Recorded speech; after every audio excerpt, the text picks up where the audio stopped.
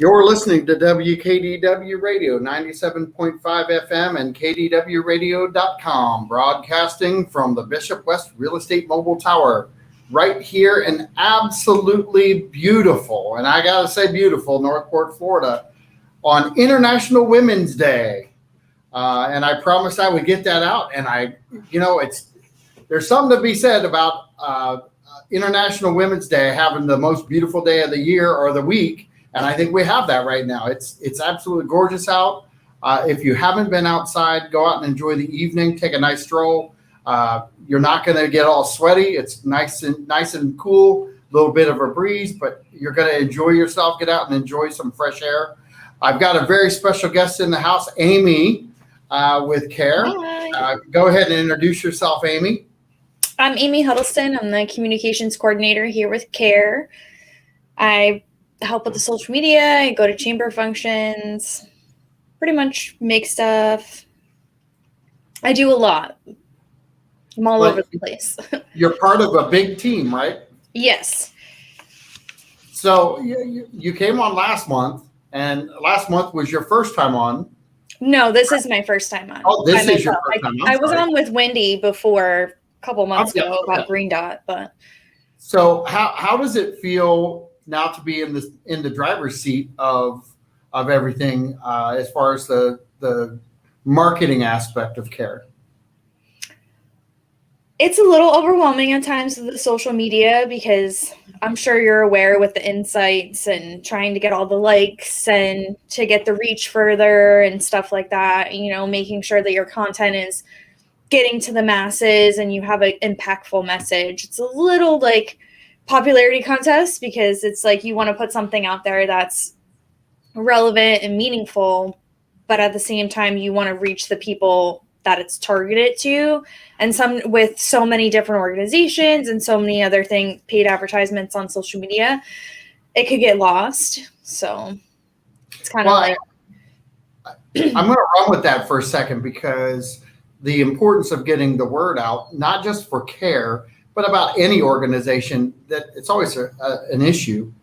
You're really trying to get educational information out to kind of preempt actions, along with getting information out that allows people to maybe get some help along the way of something that's happening. How it's only been a short period of time for you, but how do you manage that?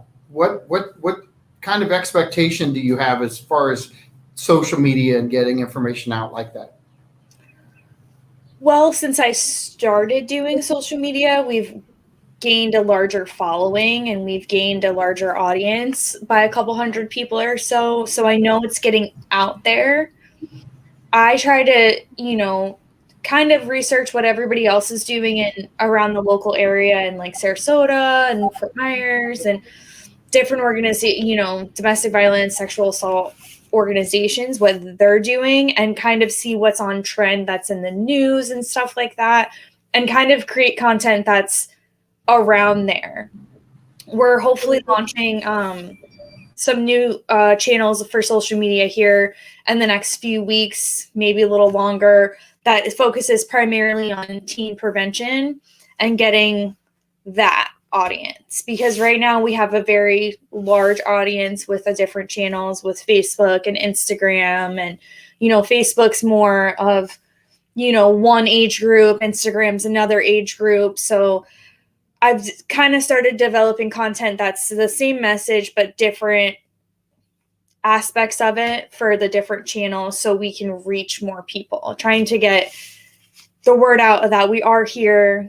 COVID has definitely deterred people from calling the hotline and reaching out because they're living at home with their abusers and stuff like that, and being in more fear and whatnot. So we're trying to subtle things that people could do, seeing what's trending on the different channels and whatnot, and trying to reshare people's content. Like if I didn't necessarily create it, somebody else probably did. So I can just reshare that to my Instagram story, and that could reach somebody on my one of my followers that could potentially use that and call us. So, well, and I'm gonna ask it a different way.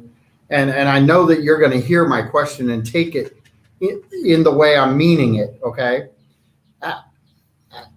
And we do it even on this show, trying to make this topic more, and I don't want to say popular, but on the social media aspect of things, popularity is the trend that catches everything. And how can we with WKDW and you and other organizations, how can we make this and trust me when I say this word, and I know you're gonna correct me a little bit on the word, but how can we make this more of a popular conversation versus a hidden conversation?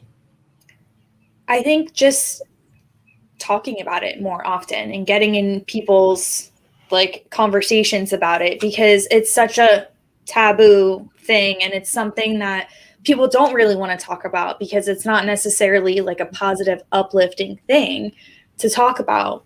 When someone, I go back to the quote a lot of, why does every woman know someone who's been sexually assaulted or harassed, but no man knows a rapist or an abuser?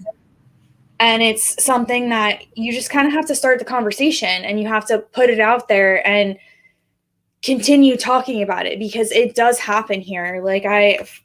I tried to plan content out for a little while, and in 2021, we're in March, the very beginning of March. In the last 2 months alone, we've had two shootings for domestic violence. It happens here. A lot of people like to think Punta Gorda, Port Charlotte, Charlotte County, we're a safe little sleepy old town, stuff doesn't happen here for that, but it does. And the more that we talk about it, the more people will understand that it is a problem, and we do need to address it, and we do need to get the information out there for survivors. And we are here to help. There is services for you. We have a 24-hour hotline. We have an online chat. We have a website that has resources that aren't just our resources, but there are other things, because sometimes people don't want to call, or it's their family member and they don't know how to go about it and whatnot. So we just basically want to get the conversation started and keep the conversation going about it, sharing different things that happen in the news and happen right here in our county.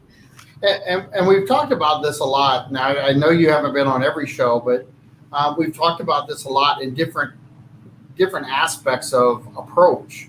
And the whole key to step is listening to the person on the other end of the phone and really trying to engage them in a positive aspect. Isn't that correct? Yes. Open-ended questions, letting them talk, type thing. And I know for a fact you guys are extremely successful on what you guys are doing. Your history and even the history of being on the show, we know that we've had some people that have listened to the radio show or listened on Facebook or shared the message on Facebook. And that becomes a really valuable part of the success of your organization, along with us. We love the fact that the listeners are engaging and getting the information that is. I'm going to go back to your taboo quote. We don't have these conversations in open dialogue. We have movies that sometimes give us a good platform to have an open dialogue, but we never seem to have the mass, it's not a massive information dump. And we have yet domestic violence happening in cities around us every single day. Is there anything that we can do better that you could think of that would help get the information out as a society? I think the first step that you could do to get the conversation rolling and to try to make a difference would be to, when you're out with your group of friends or your family and stuff like that, and they make a joke of, joking it off of, oh, she wore that short skirt, or, they were just boys will be boys, or, making like a cat call on the corner or something like that, yelling at some girl in the gas station, letting our friends or family or whoever we're with know that we're not okay with that. And that is not an okay behavior to participate in. We shouldn't be doing that. Yes, 50 years ago, it may have been accepted in society, but now it's not okay to joke about rape or joke about, getting abused and stuff like that.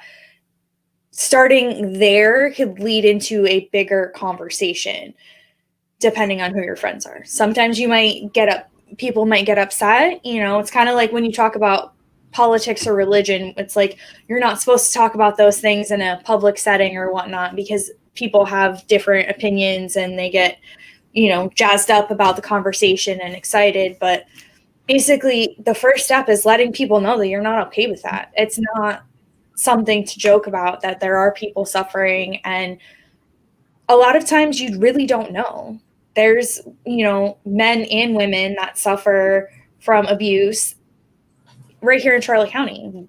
And in the year that I've been here, I've seen men and women come through our doors that, have family, that are single, that have, been in abusive relationships for years, and they saw something on Facebook or they listened to the radio show and they're like, yes, I have a resource here. Let me use it. So isn't it true that just engaging in conversation, and I know on my behalf, it's very true, just being on as the host on the radio show over the last 2 years that you guys have been doing the show, is that it's opened my eyes to a lot of different types of conversation that I can listen to from afar sometimes, pay attention to different things that are happening out in a mall or even at a restaurant that I may have overlooked before or looked at totally different. But the conversation, opening this dialogue that we have naturally now on the show, I'm hoping that this gives people at home the opportunity to start maybe even regurgitating some of the information that we're saying into a conversation that really kind of doesn't put anybody on the spot, doesn't really call anybody out. But if it becomes commonplace to have an open dialogue, I think we can get further ahead as a society, don't you? I do. That's the first step, is actually talking about it. It's a conversation that many people are not used to having, but it's something that we need to talk about, especially in the last 10 years with the Me Too movement and, people coming out. I mean, look what's going on in the news today. There's several people coming out of allegations of, sexual harassment, unwanted advances. That happens right now in our community at somebody's workplace right now. They're getting hit on by their boss that they're not okay with. And it's basically like kind of putting your foot down and saying, I'm not okay with this. This is not okay treatment. And letting the people that you care about know that that's how you feel. It's kind of like I used to be the Green Dot coordinator, which is a violence prevention program, and we promote bystander awareness, which is being an active bystander. And the 3Ds, like direct, delegate, and distract. Whatever you feel comfortable with, like you can directly go up to somebody you see a couple arguing out at the bar and ask them, hey, are you okay? Or you could walk up and fake trip or fake a heart attack. That was like the funny one that we would always joke about. And it distracts people and it gets the violence or the situation diffused. Or you can delegate and tell a police officer. I mean, I know as a neighbor, I live in an okay neighborhood, but I've heard a couple of my neighbors arguing at 2:30 in the morning, and it's, do I take that action to call the cops? Am I comfortable with that? Or do I make an anonymous tip saying that, I think something's going on? Taking those steps will help change the conversation too, you know? Well, and I want to go back to the social media side of things because we're so social media driven right now. We're Yes. instant gratification on that, or even the fact that we're and I'm not saying everyone, but people are, I think, more free to type things out in an abusive way than ever before. And I Yeah. really think that COVID kind of lit this on fire. Even the election lit this on fire to a whole nother level that I don't know that any of us truly saw coming at the level we're at. But, you know, we can show disrespect to each other just through social media sides of things that we've never in our lifetimes have never seen before at this level. What are some of the things that you would advise people to start practicing in the social media aspect of it to tamper some of the abusive side of things that we deal with in what you deal with every day? Because I think there's a link between the social media side of it and being able to be okay with attacking somebody and then dealing with it in person where you go, well, no, that's not okay. But I don't think either one are okay. I don't think either one are okay either. I believe a lot of people have found freedom in the web these days because everything has gone virtual. We have virtual events. We have, oh, that's my Facebook. International Women's Day. A lot of people have more freedom because everything's on Zoom. There's webinars, and cyberbullying is the way that we talk about it when in our prevention and stuff like that is a thing. Basically, you do the same exact thing as you would do in person online. I'm not okay with you speaking to me this way. I'm not okay with this treatment. I don't stand for this. We need to put an end to the, if you continue to speak like this, I'm going to leave the conversation, or you blatantly, I'm not going to stand for this, and exit the conversation, leave the Zoom meeting. You kind of like look for little subtle signs.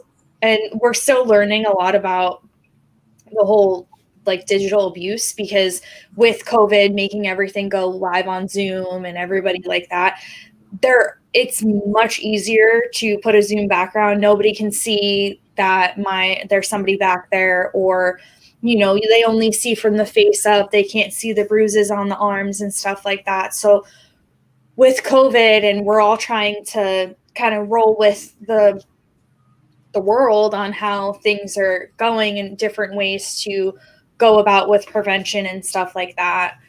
It's all a learning process, but basically do the same thing, like be an active bystander online. You aren't going to tolerate people putting somebody down about their beliefs that are different from you. We're not going to tolerate you, fat shaming or shaming somebody because they don't look like you or something like that, like discrimination type thing. What you would do in person, that's not okay. I don't like your behavior. I'm not going to stand for the way that you talk to someone like that, is the way that we're suggesting to do it online as well, because there's no real answer of how to shut it down other than leave the conversation. Well, and I'm going to go with social media just for a little bit more, because in social media side of things right now, the youthful generation, and I wish I was included in that, but I'm not anymore. But the youthful generation is really in touch with what's happening on social media from almost every aspect, and I tend to feel like a lot of times when they get into groups and they're attacking an individual, whether it be, over looks, over religion, over politics, that they largely feel more powerful than they've ever felt before, but they're not accountable a lot of times. How would you? and I know we're talking about the social media side of abuse, but to me, if you're practicing abuse in one form, it's sort of like the drug thing. Yeah, if you start out with the small drugs, you're probably going to end up with the large drugs. If you're starting out with abusiveness online, which is now easier than ever to do, can't that lead down the path of being abusive even in a workplace? We actually just covered this exact thing in our last Caring Conversations for Teen Dating Violence Awareness Month, because we're noticing more and more that the cyberbullying aids to, teen suicide. The COVID has left a lot of people alone, and, getting the bullying and stuff like that. When it comes to dating violence, absolutely. It's, oh, let me get all your passwords to all your social media. Let me make sure, oh, why do you have this boy or this girl liking your post? Oh, why did you like that post? Oh, I don't want them to see you on FaceTime. Oh, maybe you should do this. Maybe you should do that. That absolutely, that power and control that you have over someone with monitoring their social media, monitoring all of their different channels, telling them who they can and can't talk to, that is abuse. It's power and control. You're holding the control over someone and not letting them live their life.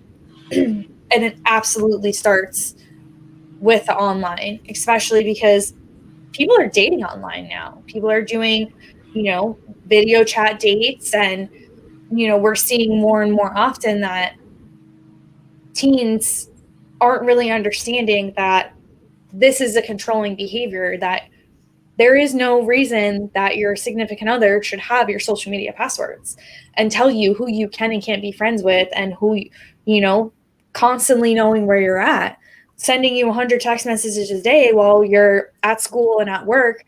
That's controlling behavior. And that's not something that you need to do. That's not a healthy relationship.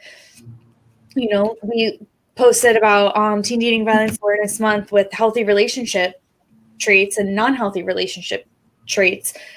You need honesty, you need freedom, you need individuality, you need all that stuff. Like that, I posted that for Teen Dating Violence Awareness Month. If you have not seen that series, I suggest that you watch it. It's horrifically sad, but that is what goes on right now in high school. High school is very different. I may be young, but high school is completely different than it was for me as it is for students now. Well, and go ahead, because I want to stick there for a second, because you said something that kind of hit me in the last conversation, is that you don't have to take it, but there are a lot of teens out there right now that think that behavior is the norm. Because it is not the norm.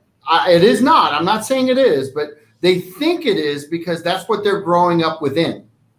Yeah. And I'm just using mindset that if I was younger and that's the only relationship I had, and that's the one I thought I loved, that would be the only thing out there. I wouldn't know anything else. And I think a lot of times we want to knock the youth and say they're not educated. Well, they're not. It's because you haven't lived yet. And I'm not picking on anybody per se. It's just a general statement that until you've had a few relationships, you don't know the good and the bad. But if you're involved in a bad relationship right from the start, and that's the only one you know, that's what you guys have to deal with a lot of times to kind of break them out of their shell. Isn't that the case? Yeah. A couple of my colleagues do the outreach, and we do outreach with Boys and Girls Club and Compass, and I believe they just started the YMCA program after school as well. And what they do is they go to these different groups and they teach about prevention. They teach relationship tactics, traits that are healthy, unhealthy, safe touch, not safe touch. It really comes in we try to do as much as we can through outreach, and we also try to help the parents, because you're with your parent 98% of the time when you're a teenager. So you want to go and try to educate the parents on how to ease into that conversation and how to let them know that they are worth more, and, boosting up their self-esteem, making them realize that, they don't have to be controlled by someone. They don't have to do this. This is not the normal standard. Healthy relationships don't involve being told what you need to not do and what you don't need to do. Social media, the teens nowadays have literally anything that they possibly want on the tips of their fingers. So for me, I have a couple of nieces, and a couple of my friends have children that are teenagers, and they know what's healthy and what's not healthy, and then they don't. Like, some know, some don't know, and they're like, oh, well, my friends are doing it, it's okay. And then that's when you try to reel them back and be like, you don't necessarily need to follow the crowd. You can stand out on your own and have your own feelings and respect yourself, and you don't have to just do what everybody else is doing. You know what I'm saying? Yes, and that's the thing with I know we're like hot and heavy on social media right now, but it used to be that friends hung out at the playgrounds, and you saw each other and you saw behaviors, and you saw different styles of behaviors, and some I think back when I was younger, and now I wonder, were some of those situations some conflicts that we should have interjected in. We've had, I've had acquaintances through junior high and high school that committed suicide. And those are all part of a lot of times abusive situations where you really, as a younger person, I'm going to call myself out. We weren't educated 40 years ago on this topic. C.A.R.E was around. C.A.R.E or a product of C.A.R.E was around at that point in time, but as a society, that shame of conversation, I'm trying to get rid of it. I think it's the one thing that holds us back in every single topic, not just this one, but every single topic, is people have an opinion, and they tie their opinion in so deep that they forget to listen and learn. Mm-hmm.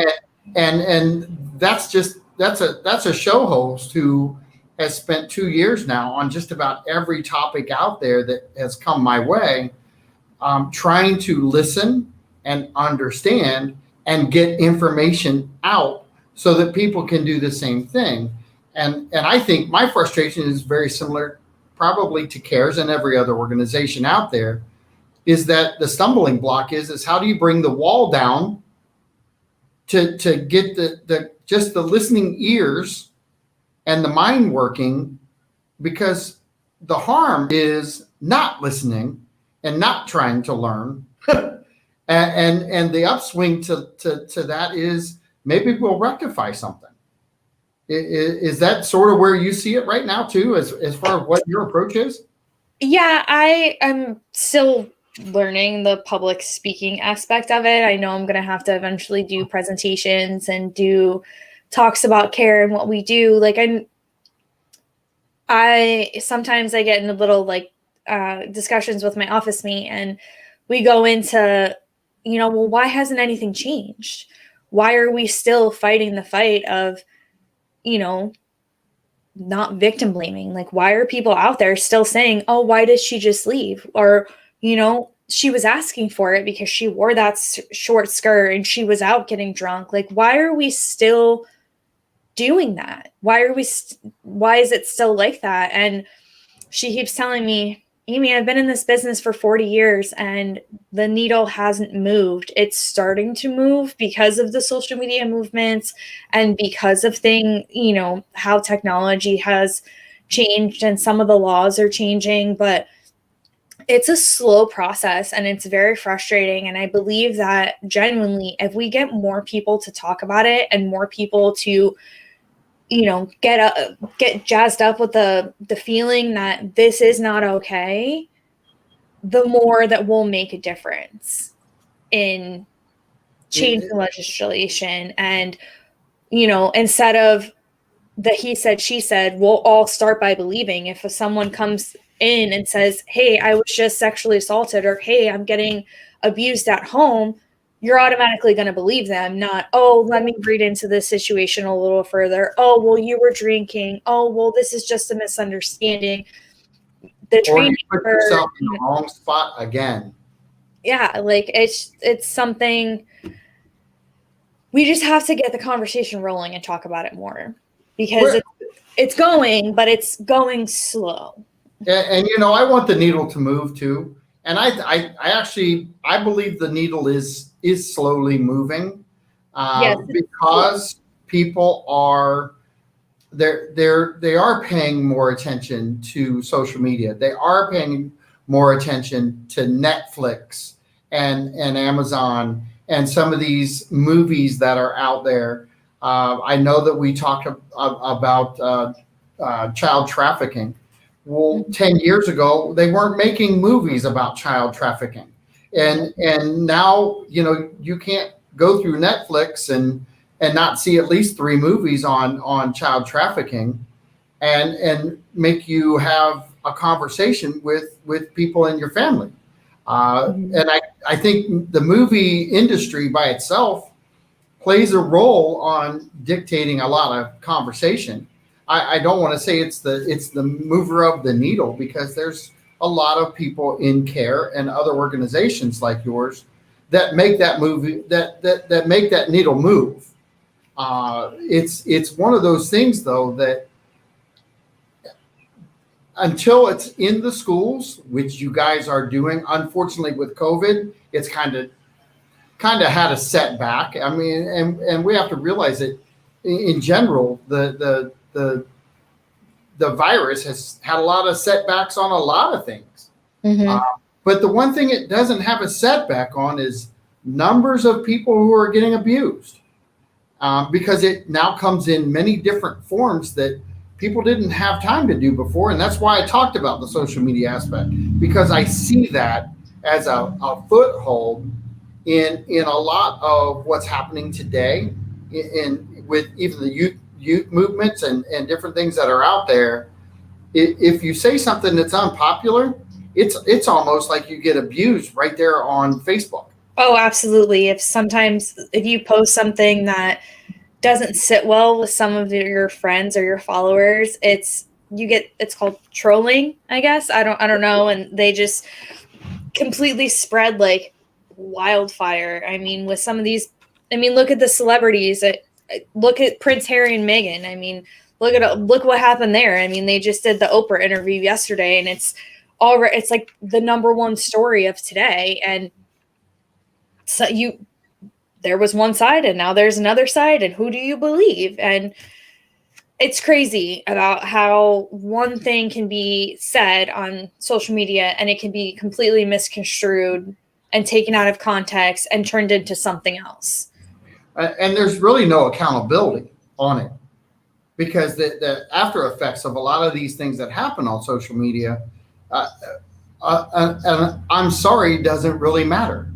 Yeah, I'm sorry isn't going to change the fact that a survivor was, completely emotionally and verbally abused online for weeks and weeks and told that, oh, that didn't happen. It wasn't, look at Chanel Miller, the survivor of, what was his name? I don't have it in front of me, but they found her by a dumpster with 2 guys walking by, and it was, oh my gosh, he ruined his whole entire academic career. Like she ruined his whole life, blah, blah, blah. Like, you talk about that, but you don't talk about how traumatized that she is going to live with for the rest of her life. And it's, oh, well, he just didn't know better. No, you know better, and you're just taking the side of an abuser. And the conversations switch on either side. It's like with politics, like it's either you're right on the one side or you're wrong on the other side. And there is no, oh, well, you have a good point here. Let's talk about it in a nice way. Well, I'm going to say something that I know that you'll run with for a second. But don't you think it has something to do with the respect that we show each other, first off? Yeah. I mean, if you don't go into a conversation with someone and you don't have mutual respect, then, and you're already predestined that, and a lot of perpetrators are, they look down upon women. Like women don't, they're not even in their same class. Like they just they're beneath them. So if you don't go into something with mutual respect, then absolutely you're just going to be railroaded. Well, and I bring that up because I think what gets lost today versus 30 years ago, and we can talk about the past and the future, about good and bad, okay? But 30 years ago, when you walked through a neighborhood, everybody knew you. Mm-hmm. When you walk through a neighborhood today, nobody cares who you are unless it's midnight and you're walking the street. That's really true. I mean, I live in an okay neighborhood and all my neighbors wave to me when I walk my dog, but it's the same thing. Like if you have a random car that pulls up at some house next to you, bumping their music at 3:00 in the morning, they're going to wonder who you are and what you're doing there versus, me walking my dog and they don't care about. Well, and I bring that up because if you think about it in the regards to an abuser, it's all kind of behind the scenes. It's never out front. It's never walking down the street. It's never hidden in the doorway.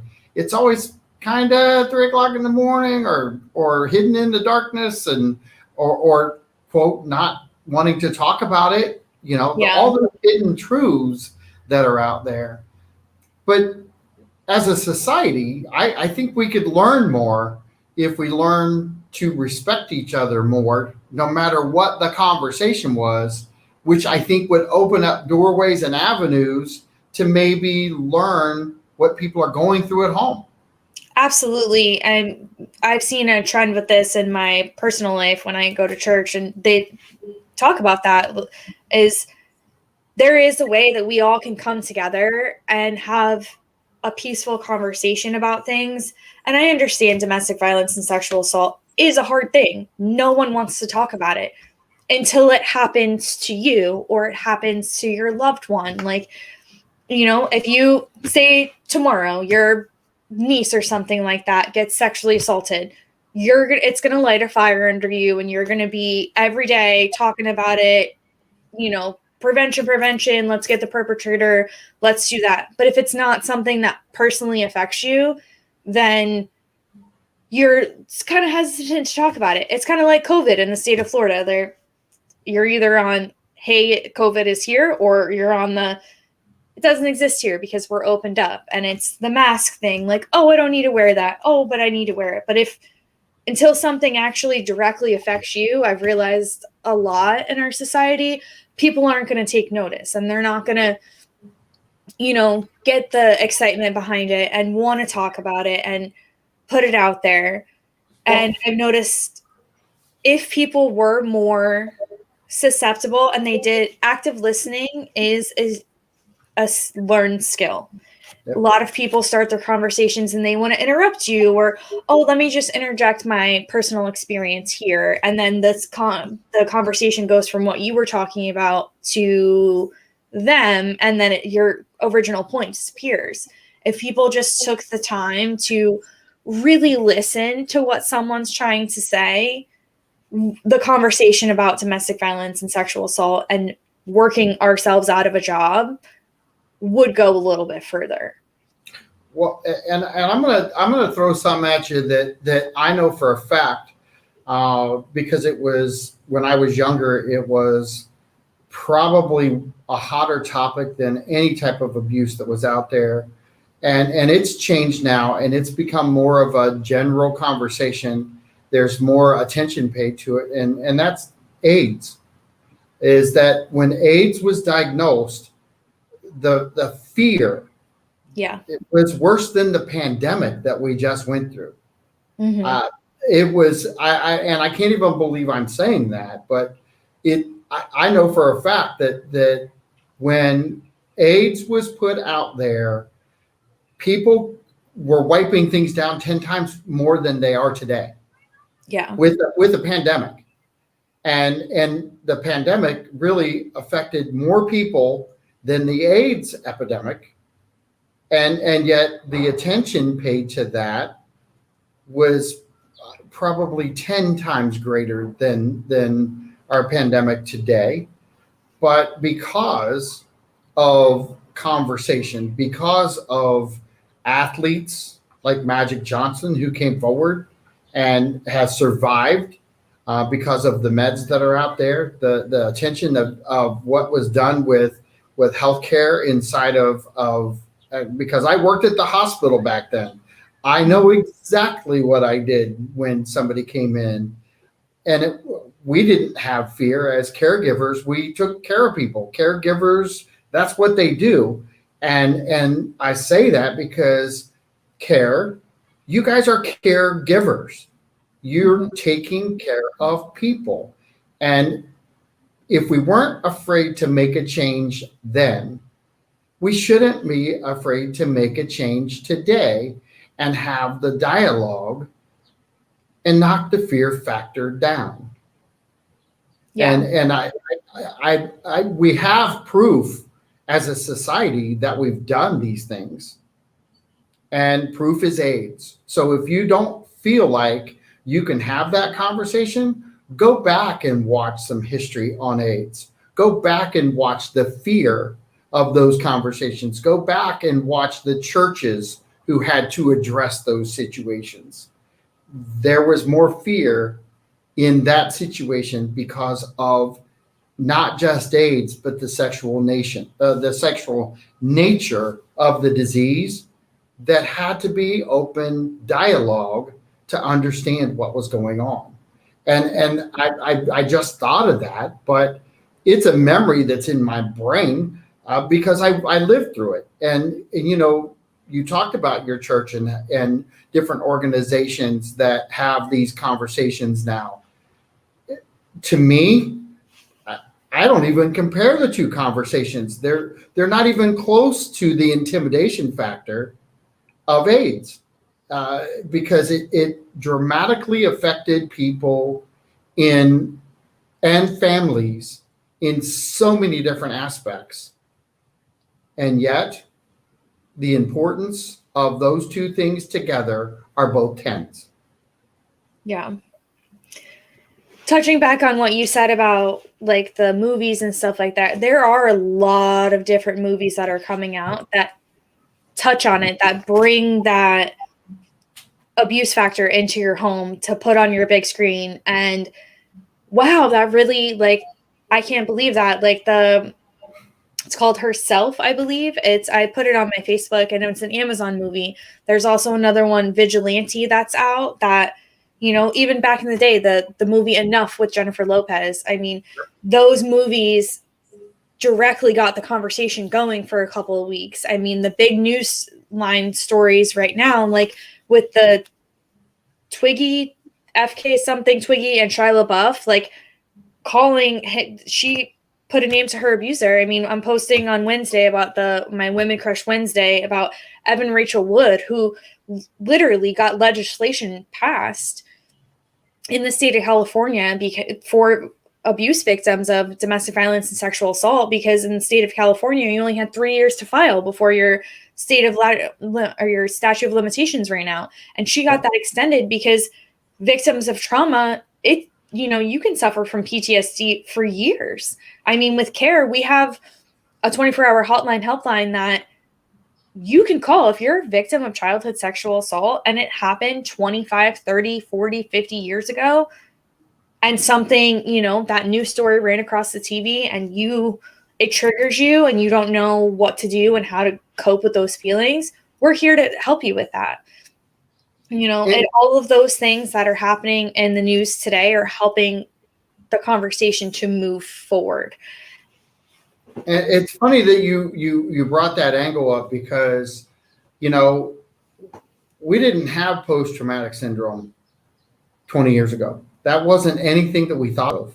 That wasn't anything in conversation. It might have been in the veterans hospitals. I was just gonna say, like, it was around 20 years ago. It was, but it wasn't But you didn't, used like yeah, it is you didn't today. think about it in this sense. You thought about it from like your soldiers coming home from war, not. And well, I'm going to talk about that for a second, because you talk about, this is a needle moving in a conversation, and there are needles moving all over the CARE organization. Yes. The problem is, it's the conversations that need to happen on a continuous basis that stops that needle, even just for a second, and lets it relax a little bit. And then you got to have something else that pops it forward again. And you're right about the movie Enough, because Jennifer Lopez, very popular. And even today, if that movie's on, I watch it. Because I love the fact that she's fighting back. And unfortunately, that's a movie, and it's not a 99% fact. It's probably less than 10% of the women that are able to fight back in that situation. And I don't know if you have a number on that, because it would be a hard thing to gauge, but that Enough movie, at least it moved conversation in the right direction. Do you guys use that aspect to talk in the schools and different things like that? We're working on getting into the schools, because as you mentioned with COVID and stuff like that, I know that we were in the schools a couple of years ago before my time, and we're trying to get that started again. We're hopefully, fingers crossed, going to be able to get some meetings going this year, in the next couple of months, and hopefully get into the 2021-2022 school year. And maybe even just go do a presentation once every 6 weeks or once every semester or something like that, to talk to the teens. Because yes, for the adults, like as an adult, most of the time, right and wrong, and what's going on. But the real, how we work ourselves out of a job is getting to the younger generation and working on prevention and teaching them that it's, from the very beginning. I mean, I know when I was a kid, like if a little boy pushed me down in the playground and like ran away laughing, like, oh, he's just flirting with you. Now we want to teach our little boys not to do that, that's not okay. And that's not how you get somebody's attention. So just trying to like share all of the resources that we have. I know that our outreach team is really working hard with their prevention. I mean, since I've been here, they went from doing Best Boys and Girls Club and Compass to adding the YMCA and adding a few other days coming with their groups and meetings and stuff like that. And we're trying to get into we do outreach tables at some events. So if there's an event in Punta Gorda somewhere, we're most likely there with an outreach table. You can come up to us and talk to us and see what we're all about, get a pamphlet. We offer services for domestic violence, sexual assault, and other violent crimes. We can help you with resources of getting an injunction, also known as a protection order. We have a lawyer on staff. We have, Alyssa is our DV director that, we're here to help clients with that. It's very scary in the time of, do I leave? Can I leave? What can I do? We're here to help you safety plan. We're here to help you kind of figure out where to go from there and how to, if you can't necessarily leave, what are the steps that we can do to help you feel safer in your life? Because sometimes that's not always the answer of just leaving, when it comes to sexual assault. Like, the hospitals in Charlotte County, they call us. We show up. A care advocate shows up, whether the victim wants us there or not. Like, we always leave them with a bag of clothes and toiletries so they can have that comfort. We have a group of lovely ladies that knits us quilts, beautiful handmade quilts, so they have a little bit of comfort when that happens. Sexual assault and domestic violence happens here, and we're just doing what we can to help let people know that we're out there and to let people know that they have somewhere to go. We do have a shelter. we, with COVID and stuff like that, there are some restrictions on how many survivors can be in shelter. We're following all CDC guidelines and sanitizing and all of that fun disinfecting stuff, but we're open 24 hours a day, 7 days a week, 365 days a year. I worked Christmas last year. So, I mean, we're here and we're getting into the kids and we're doing the best that we can. And if you have any other questions, like our number is scrolling across the bottom, you can always check out our website, check out our Facebook, our Instagram. I get a little with the Instagram. I like to share a lot to our stories from other organizations because we share pretty much everybody else's stuff. I mean, if you're putting out there that's something that's good, I'm going to share it because that's a resource for a survivor that they may not have seen before. I like the word you keep using. You're a resource of information, and C.A.R.E is a great name for you guys because you do care about the community as a whole. You're out there trying to educate people, but if you're looking for any type of information when it comes to abuse, rape, anything like that, please pick up the phone and call probably the best resource center in Charlotte County for that information. And go ahead and give your phone number, Amy. Our phone number is 941-627-6000. We also have our SV helpline, which is 941-637-0404. You can text us at 941-499-8534, or you can online chat with us at carefl.org. Every day, 24 hours a day, 7 days a week, a live advocate will answer the phone or respond to your message. We're here for you in any way possible. If you just need to talk and let it out, or you have questions, you're not sure if this is abuse, if this is something that's normal, or you have something that is from your past trauma and you just want to talk to somebody, we are here. We offer counseling. We offer help with orders of protection. We have an emergency shelter. Pretty much, if we don't have the answers, we will find somebody that does and direct you to them because that's our job. I'm going to throw a couple other angles out there because we're almost at the end of our time. We really are. But if you're a family member, if you're a friend, and you're just looking for resources of information that you can feel better in having a conversation, share this show, listen to it over and over again, or call C.A.R.E. They're there to help and assist everyone along the path because it affects so many people throughout your life. Anybody can help anybody at that point. Mm-hmm. But you have to arm yourself with information. You just can't go in empty-handed. You have to be able to give them something. You have to be able to give them some hope and some information along the way and let them know somebody is out there to help them like C.A.R.E is. Amy, you've been awesome. I appreciate you being on the show. I appreciate you having us. We are very grateful that you spread our word to your followers, and we get to stream this every month, and we're here to talk about the stuff we have. I'm going to shameless plug a couple things if you don't mind, since we have a minute or two. First one is this is the year of COVID. We unfortunately had to cancel the largest party of the year, which is our largest fundraiser that we do. Is our C.A.R.E ball. If you ever attended a C.A.R.E ball or have ever made a donation to C.A.R.E, you did that because you wanted to support a survivor of domestic violence or sexual assault. And right now we are looking for your support. We are asking people to become sponsors. For more information, you can look on our website and click the giving tab. We appreciate all of your support.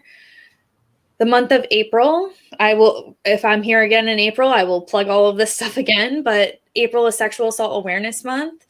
The first thing is we're going to have Teal Tuesdays. Abby's Donuts going to have teal donuts for us. We're asking everybody to wear teal on Tuesdays. If you can take a picture and tag us at CAREFL or no, tag us at C.A.R.E Charlotte County. That's our social media handle. We have our all month long, our Run for Consent, which is a virtual 5K. You can register at carefl.org and receive your free swag bag. All you have to do is pick a time, pick a place, wherever you feel comfortable, and run your 5K, walk, skip, whatever you'd like to do. Send us a photo and receive a free swag bag. Everybody loves free stuff. And then lastly is April 29th is Denim Day. We promote this every year we have little pins that say why denim. And I have it. Hold on. Let me read my thing. In the 1990s, an 18-year-old girl was sexually assaulted by her driver's ed 45-year-old instructor in Italy. And the courts deemed that it was her fault and that she consented to this sexual assault because she wore tight jeans. And as we now know, it does not matter what you're wearing, and doesn't matter if she had jeans on or not. She should have never been sexually assaulted. Right. So we ask all of our followers and everybody to wear jeans in support of sexual assault awareness on April 29th and take a picture and tag us. All right. Well, thank you so much. I appreciate it. We're at the end of our show. Thank you so much for having me. We will talk to you in a month, and I look forward to it. Awesome. Thank you so much. Have